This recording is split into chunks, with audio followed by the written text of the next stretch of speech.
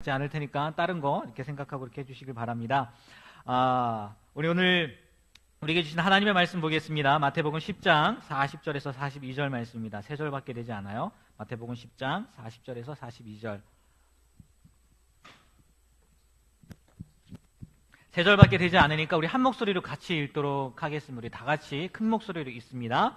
너희를 영접하는 자는 나를 영접하는 것이요 나를 영접하는 자는 나를 보내신 이를 영접하는 것이니라. 선지자의 이름으로 선지자를 영접하는 자는 선지자의 상을 받을 것이요 의인의 이름으로 의인을 영접하는 자는 의인의 상을 받을 것이요 또 누구든지 제자의 이름으로 이 작은 자 중 하나에게 냉수 한 그릇이라도 주는 자는 내가 진실로 너희에게 이르노니 그 사람이 결단코 상을 잃지 아니하리라 하시니라. 아멘.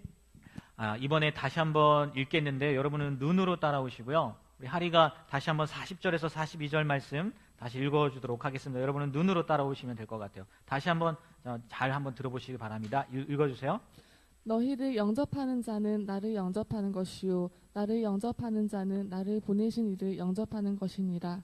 선지자의 이름으로 선지자를 영접하는 자는 선지자의 상을 받을 것이요 의인의 이름으로 의인을 영접하는 자는 의인의 상을 받을 것이요 또 누구든지 제자의 이름으로 이 작은 자 중 하나에게 냉수 한 그릇이라도 주는 자는 내가 진실로 너희에게 이르노니 그 사람이 결단코 상을 잃지 아니하리라 하시니라. 아멘. 아멘.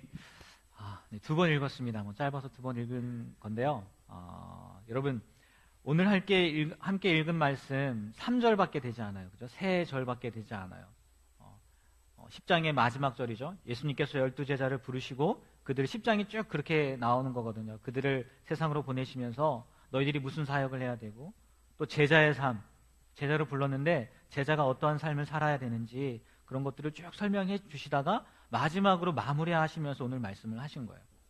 마무리라는 거죠. 제자들을 보내시면서. 읽으시면서 느끼셨겠지만 이 짧은 3절 가운데 계속해서 반복되는 단어가 있었어요. 무슨 단어죠? 네, 영접이라는 단어예요. 영접. 영접. 영접은요, 그냥 말 그대로 손님을 맞아서 대접한다는 거. 그냥 우리 쉽게 대접합니다. 대접한다. 이렇게 생각해도 될 것 같아요. 오늘 말씀에서도요, 그 영접이라는 이 단어가 갖고 있는 또 다른 의미가 있는 건 아니에요. 그냥 말 그대로 손님을 맞아서 대접한다는 거죠.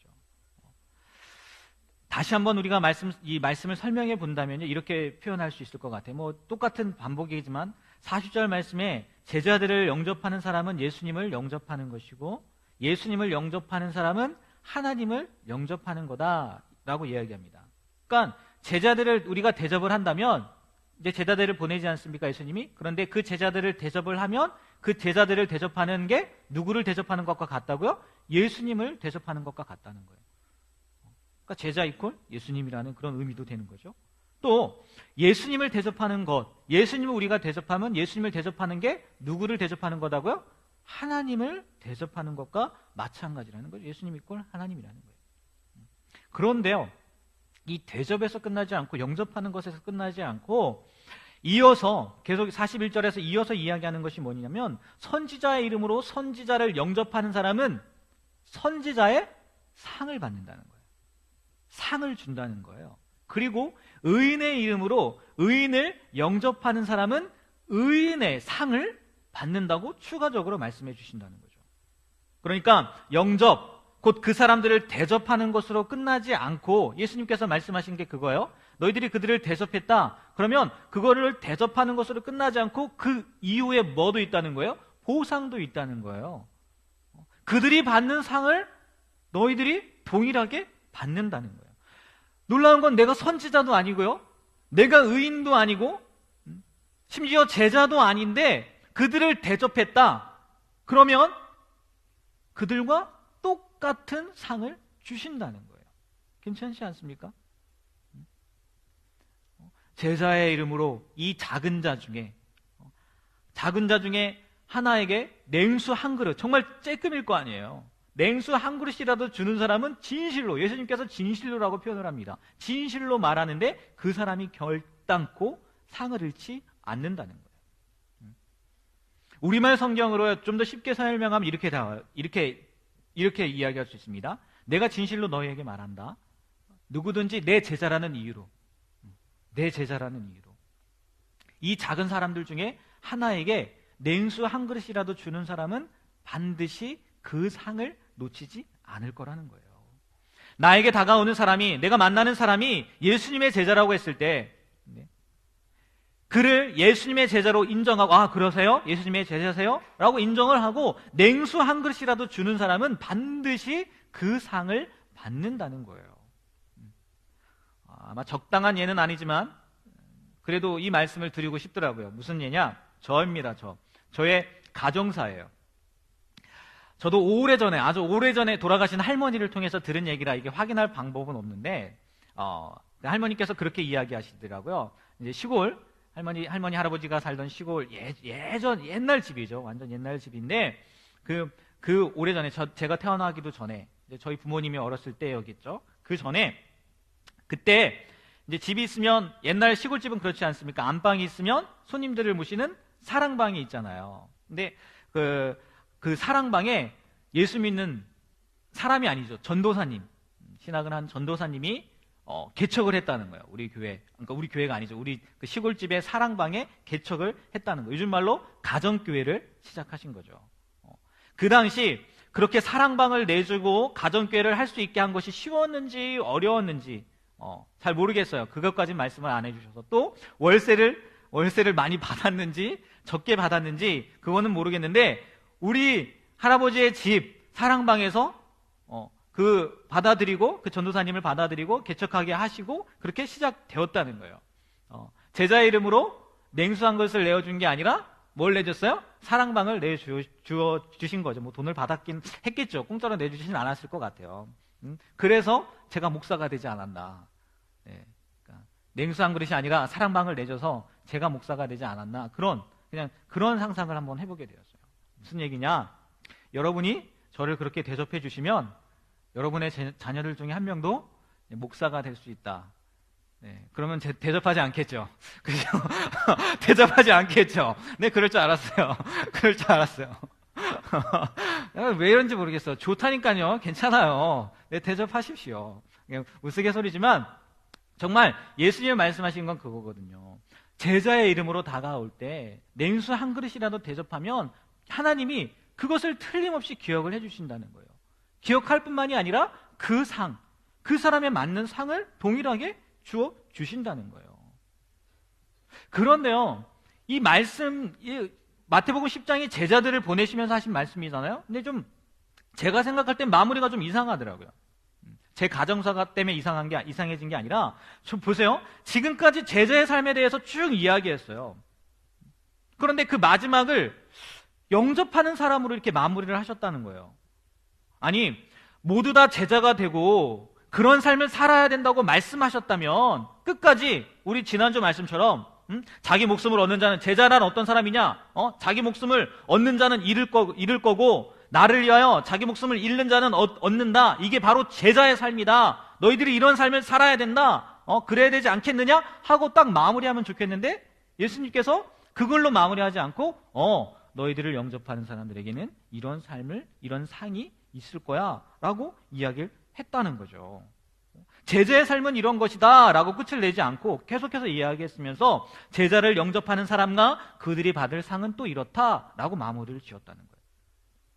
묵상을 해보니까요, 두 가지 정도 떠오르더라고요. 왜 예수님께서 영접으로 마무리를 하셨을까? 제자의 삶이 끝이 아니라 그 제자들을, 선지자들을, 의인들을 영접하는 것으로 마무리하셨을까? 묵상을 해보다가 딱 두 가지가 떠올랐는데, 첫 번째는 이 생각이 들더라고요. 뭐냐?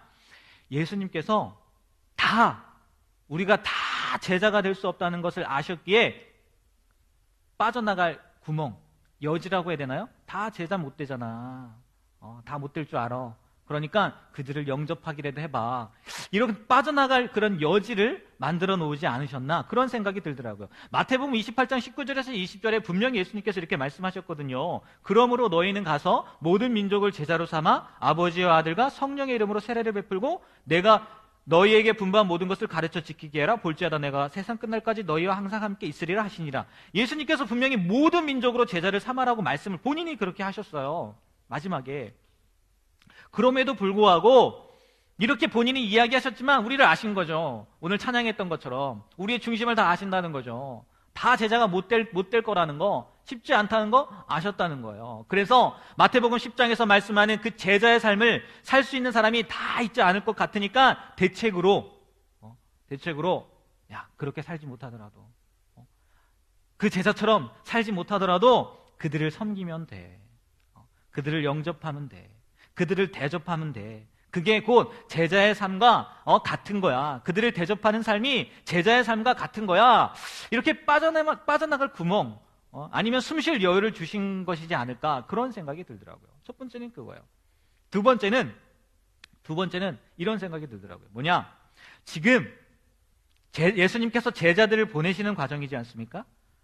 그러면서 그 제자의 삶을 살아가는 사람들에게, 그 제자들에게 위로의 말씀을 해주시는 것이 아닐까라는 생각이 들더라고요. 무슨 얘기냐? 제자의 삶이 얼마나 빡빡합니까? 우리 마태복음 10장 쭉 읽어봤지만 그 삶이 쉬워 보입니까? 어디? 쉽지 않다고요. 심지어 목숨까지도 내놓아야 되잖아요. 평범한 삶이 아니라는 거죠. 바로 앞에 벌어질 일을 모를 뿐더러 생명까지 내놓고 가야 하는 길인데 얼마나 막막하겠어요. 이 제자라는 게 이런 삶이라는데. 그러니까 그렇게 나아가는 제자들에게 위로의 말씀을 주시는 거예요. 뭐라고? 너희를 영접하는 사람들이 있을 거야. 너희를 대접하는 사람들이 있을 거야. 내 제자라는 이름으로 너희를 영접하고 대접하는 사람이 있을 거야. 생각해 보십시오. 예수님이 영접하는 사람, 그들을 대접하는 사람이 있을 줄 아셨으니까 이 말씀을 하셨겠죠. 그래야 전능한 하나님의 아들이죠. 만약 영접할 사람이 있을지 없을지도 모르면서 제자들을 보내면서 너희들 영접할 사람이 있을 거야 라고 이야기했다고 해보세요. 사기꾼이죠. 자기도 모르는 걸 얘기한 건데. 분명히 아셨을 거라는 거예요. 제자들을 영접할 사람이 있을 거라는 거, 아니 있다는 거 아셨다는 거죠. 그래서 너희를 보내는 것이 일 가운데로 보내는 것과 같지만 그럼에도 불구하고 너희를 영접하는 사람, 너희를 대접하는 사람이 있을 거야. 그러니까 제자의 삶이라는 거 힘든 삶만은 아니야. 어려운 삶만은 아니야. 냉수를 마시는 것처럼, 더운 날에 냉수를 마시는 것처럼 시원한 일들, 곧 너희를 위로해주는 일들도 있을 거야 라고 그들을 위로해 주시기 위해서 영접하는 사람들에 대해서 이야기하지 않았을까라는 생각이 들더라고요. 정말 그렇습니다, 여러분. 저도 아직 멀기는 하지만 그래도 주님을 위해 산다고 사는 사람이잖아요. 그렇게 보이지 않으세요? 네? 안 보여? 좀 더 노력을 해야 되겠네요. 좀 더 노력을 해야 되겠네요.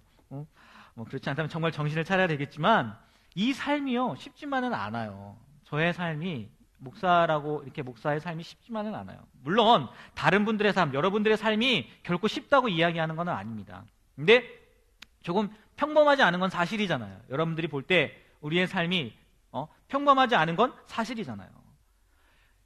이런 삶을 살면서요, 정말 오늘 말씀처럼요, 영접, 곧 대접을 받는 일이 가끔 있어요. 물질을 받고 내가 필요한 것을 얻게 되고 그런 것을 이야기하는 게 아니에요. 뭐냐? 무엇보다 중요한 게 뭐냐? 제가 제자의 삶을 산다는 거, 목사죠? 목사로서의 삶을 산다는 것의 정체성에 대한 대접을 받을 때가 있어요. 그게요, 얼마나 큰 힘이 되고요, 위로가 되는지 몰라요. 어쩌면 여러분들 가운데에도 그럴 것 같아요. 내가 지금 하고 있는 일, 여러분들 직장생활 하는 분들 있지 않습니까? 내가 하고 있는 일이 과연 하나님께서 나에게 맡기신 사명이 맞는 것일까? 내가 하고 있는 이 일이 하나님이 정말 나에게 맡겨주신 그 일이 맞는 건가? 라고 고민하고 있는데, 염려하고 있는데, 아니 걱정하고 있는데, 기도하고 있는데, 누군가가, 아니 하나님이 직접 여러분에게 나타나서, 야! 지금 네가 하고 있는 일, 너의 사명이 맞아. 내가 그 일로 너를 불렀어 라고 대답해 준다고 생각해 보세요. 위로가 될까요? 안 될까요? 위로가 된다니까요. 저도 그렇다니까요. 어느 때는요, 정말 내가 목사로서의 삶을 사는 게 정말 제대로 사는 게 맞는 건가? 그런 정체성에 대한 의심이 들 때가 있어요. 그런데 정말 하나님께서요, 맞다고 내가 목사로 부르는 거 맞아. 그런 사인을 보여주신다든지 아니면 누군가를 통해서 듣게 하신다든지 말씀을 통해서 알게 해주실 때요, 그만한 위로가 없다는 거죠. 이게 그래서 예수님께서 너희를 영접하는 사람들, 너희를 대접하는 사람들이 있을 거야, 위로하는 사람들이 있을 거야, 너에게 힘주는 사람들이 있을 거야, 그런 의미로 하지 않았나, 이런 생각도 들더라고요. 그런데 이런 생각들을 하면서 미처 또 제가 생각하지 못한 게 있더라고요. 뭐냐? 그거는 영접하는 자들, 영접하는 그 사람들에 대한 생각을 제가 안 했더라고요. 지금 다 관점이 어디에 지금 모여 있어요? 제자. 그렇죠? 예수님께서 보내시는 제자의 관점을 두고 얘기한 거잖아요. 다 제자가 되는 거 아니야. 그리고 제자들 영접하는 사람이 있어. 그런 관점으로 말씀을 드렸잖아요. 그런데요, 오늘 말씀을 다시 한번 쭉 보니까 주 인물이 누구나 봤더니 영접하는 자들이더라고요. 제자들이 아니라 그들을 영접하는 사람들에 대한 표현이더라고요. 말씀 한번 다시 한번 보십시오. 제자들을 영접하는 사람은 제자들이 아니라 그들을 영접하는 사람은 예수님을 영접하는 사람과 같은 사람이고, 예수님을 영접하는 사람은 하나님을 영접하는 사람과 같은 거고, 예언자를 여겨서 예언자를 영접하는 사람은 예언자의 상을 받을 것이고, 의인을 의인으로 여겨 영접하는 사람은 의인의 상을 받을 것이라고. 마지막으로 제자의 이름으로 이런 사람 중 하나에게 냉수처럼 작은 것 하나라도 대접하는 사람은 상을 잃지 않는다는 말씀을 하신 거잖아요. 관점이 대접하는 사람에게 있더라고요. 영접하는 사람들에게 있더라고요. 예수님께서 이 마지막 말씀을 하시는 게요, 그러니까 제자의 삶을 사는 사람과, 제자의 길을 가는 사람과 그들을 영접하는 사람들과의 차이가 있을 것 같은데, 우리가 볼 때는 예수님께서는 둘을 어떻게 생각하신다고요? 동일하게 생각하신다는 거예요. 바꿔 말하면 대접하는 사람도 영접하는 사람도 누구와 같다고요? 제자와 같다는 거예요. 제자와. 영접하는 사람들도 제자라는 거예요. 왜 예수님이 이런 말씀을 하셨을까? 그건요, 그 당시에 예수님의 제자를 영접하는 사람들이 겪게 될 일들을 보면 알게 돼요. 지금 현재를 살고 있는 우리의 생각과는 그들을 그냥 대접하는 것과는 차이가 있다는 거예요. 예수님 당시 혹은 성경이 쓰여진 당시의 그 시대 상황을 한번 생각해 보세요.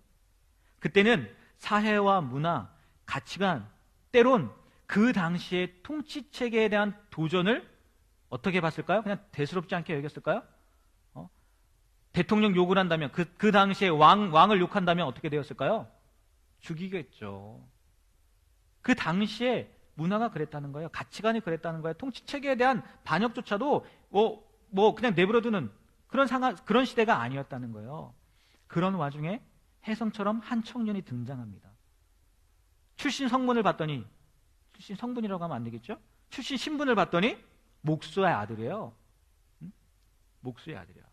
근데 그 인간이 나타나더니 갑자기 자기가 하나님의 아들이래요.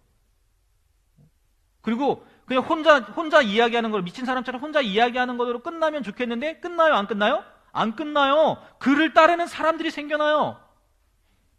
그리고 죽었어요. 3일 만에 다시 살아나셔서 50일 동안 50일이 아니고 40일 동안 보내시고 승천했어요. 그들이 믿던 안 믿던 했단 말이에요. 그러면 그걸로 끝이 나야 되는데 이미 죽었으니까 제자들로 인해서 어떠한 일이 생겨요? 더 많은 사람들이 생겨요. 그리고 심지어 그 청년, 33살에 죽은 청년을 예배하는 사람들, 섬기는 사람들까지 생겨났다는 거예요. 그래서 그런 그들을 막기 위해 기존 종교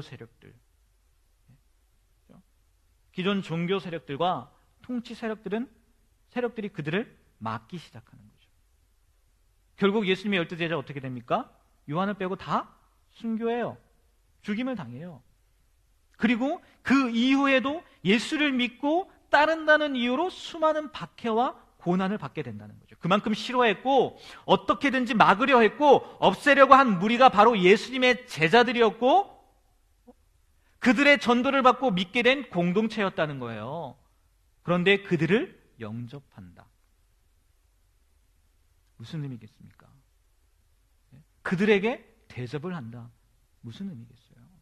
마치 이런 거 아니겠습니까? 우리나라 일제시대 때 독립군을 숨겨주거나 그들을 지원하거나 했다고 해보세요. 들키면 어떻게 됩니까? 죽는 거죠. 죽는 거예요.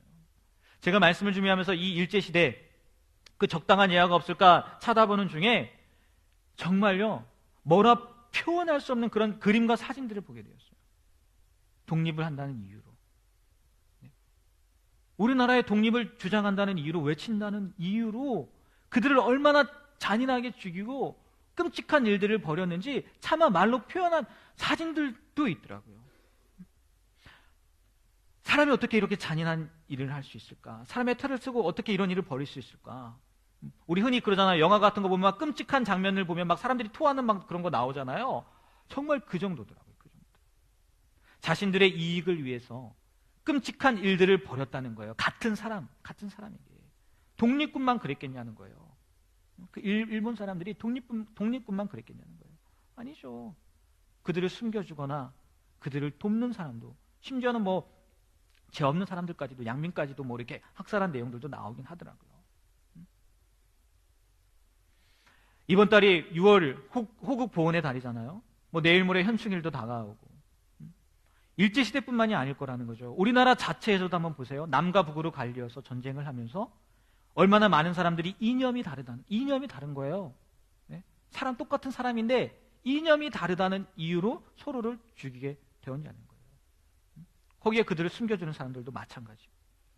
이렇게 표현한다면 예수님께서 말씀하시는 그 영접이 그 당시의 상황에 대해서, 그 당시의 상황을 비춰본다면 단순한 영접이 아니라는 거죠.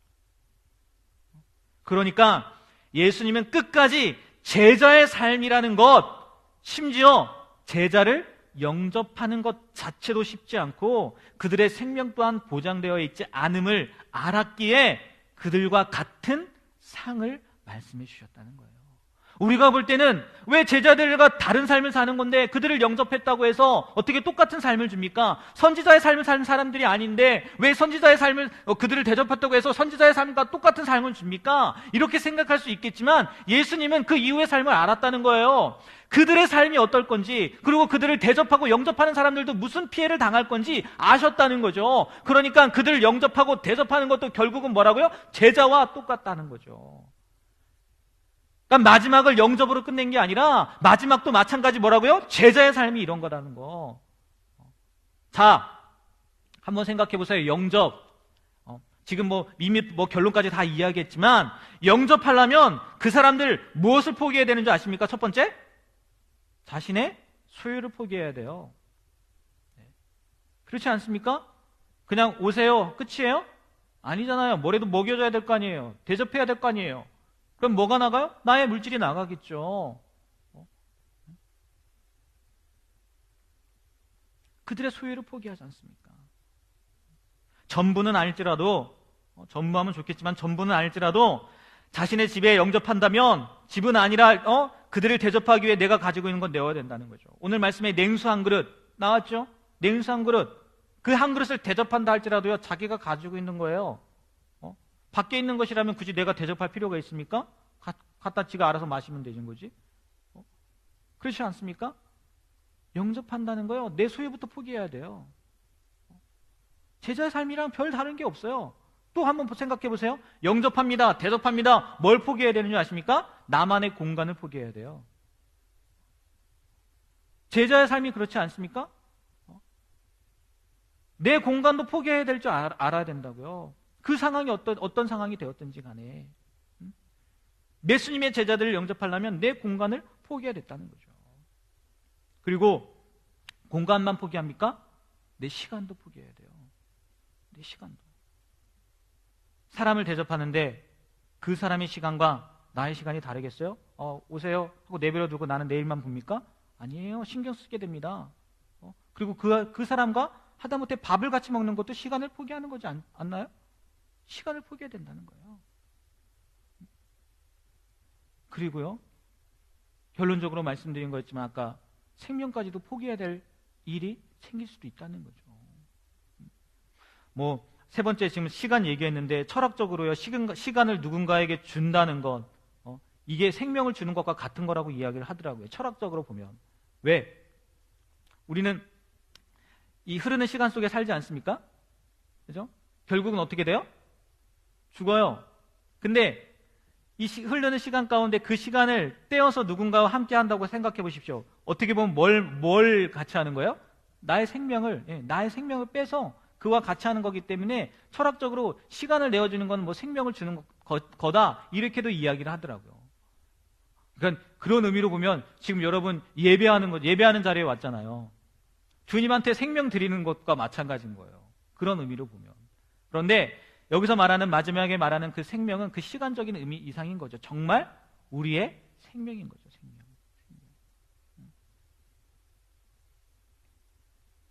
이런 의미에서 본다면 제자들을 영접한다는 거, 제자라는 이름으로 제자들을 영접하는 것도 정말 제자의 상을 받기에 충분하다는 거죠.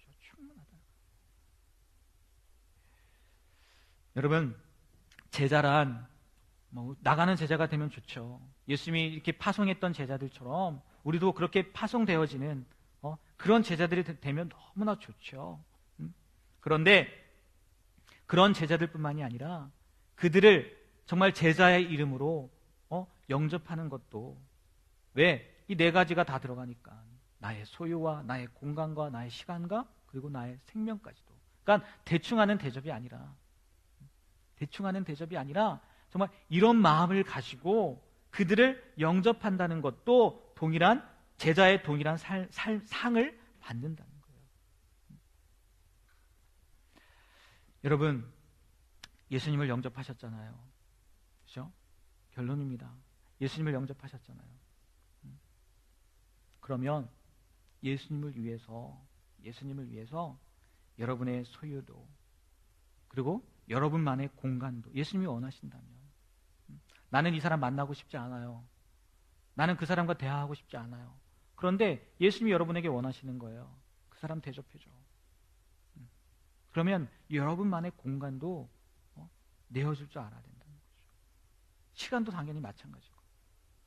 그리고 예수님을 위해서는 우리의 생명까지도 포기할 줄 알아야 된다는 거죠. 한번 여러분 곰곰이 생각해 보세요. 지금 성경에 나오는 그런 제자의 모습은 아니지만 예수님께서 여러분에게 포기하라고 하는 게 무엇이 있는지. 이들과 똑같은 삶은 아니겠지만 그럼에도 불구하고 여러분들에게 예수님께서 나를 영접했다면 나를 위해서 이런 것 정도 포기해 줄 수 있지 않겠니? 라고 물으시는 것이 무엇이 있는지 곰곰이 한번 생각해 보십시오.